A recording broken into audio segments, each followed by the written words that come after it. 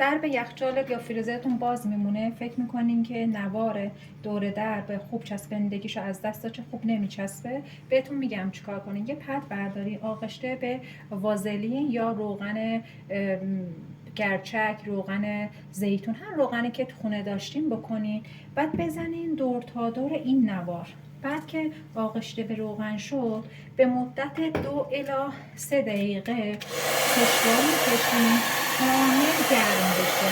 این کارم حدود روز 3 بار انجام بدین تا آهنربای داخل این لاستیک فعال بشه که خوب بچسبه و چسبندگیش مثل روز اول بشه. اگه از اکسپلور میاین حتما لایک و کامنت یادتون نره و کپشن هم حتما مطالعه بفرمایین. بعد 24 ساعت هم که از روش گذشت، توسط یه پد یا دستمال مرطوب این روغن اضافی نوار رو بگیرید. ممنون.